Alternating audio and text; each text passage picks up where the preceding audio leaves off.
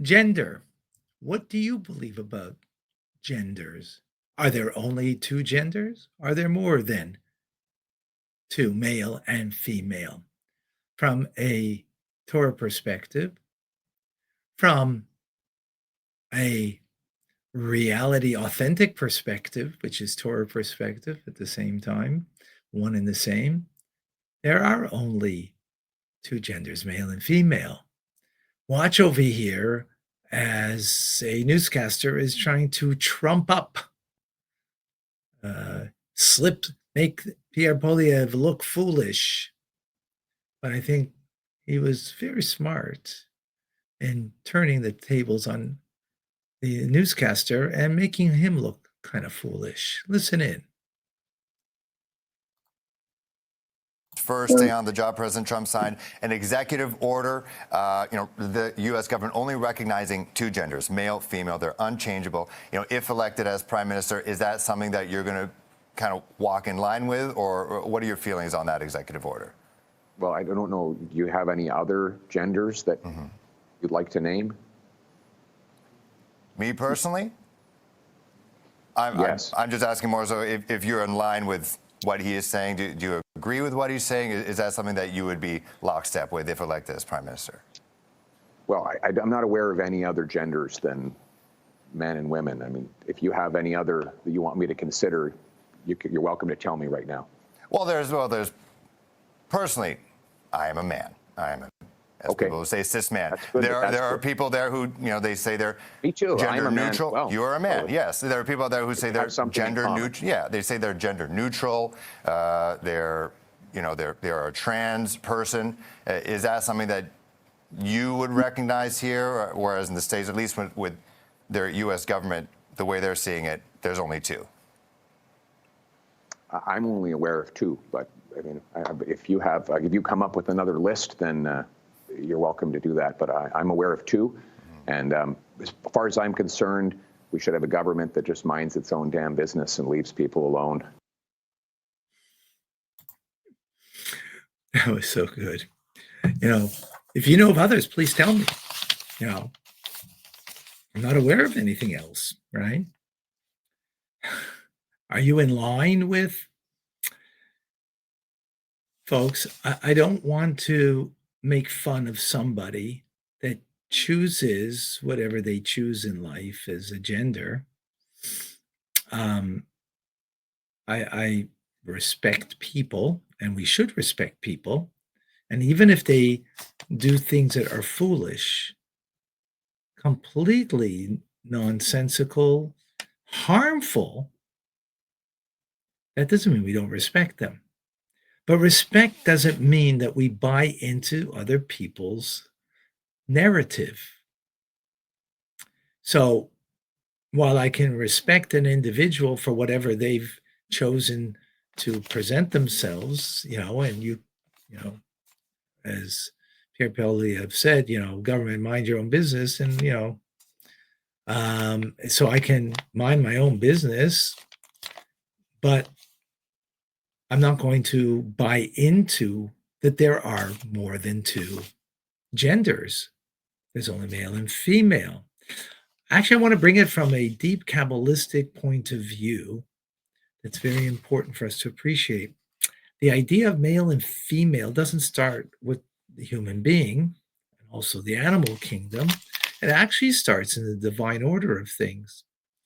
There is the male part of the divine and the female part of the divine. HaKodesh Baruch Hu, the Holy One, blessed be He, is the term we use for the male part of the divine, and Shekhinah, divine presence, is the feminine part of the divine. And interesting to note that whenever we do a mitzvah, one of God's commandments, whether it's one of his 613 commandments that he gave at Mount Sinai to the Jewish people, whenever we give, for example, charity, or women light Shabbat candles, men putting on tefillin, and all the mitzvahs, what we actually accomplish is something phenomenal. We create a union between the male and female parts of the divine. And as every union, it begets new light, new light that's introduced into this world. So the union is not male and male or female and female or, they and him or, whatever. No, it is male and female. And that's the only,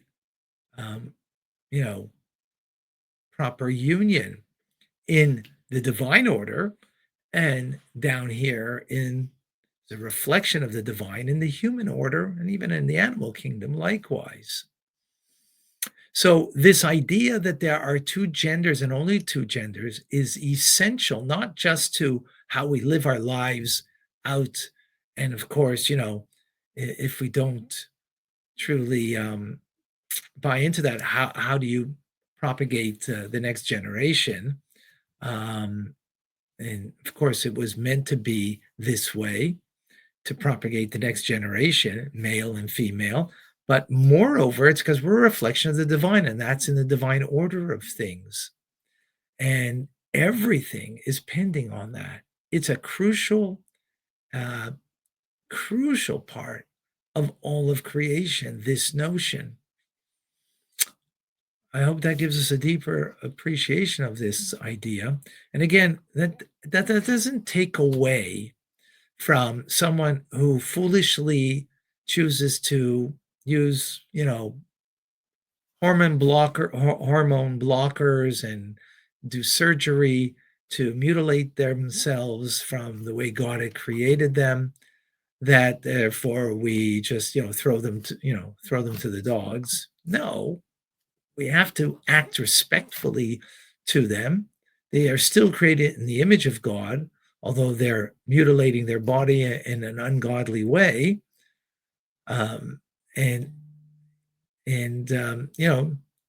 Pray, hope that people, gain wisdom and appreciation, that's what God needs from you. And I think that's a key element, is to look and ask yourself, what does God want from me? Does he really want me to do this? Does he really want me to mutilate my body? Does he really want me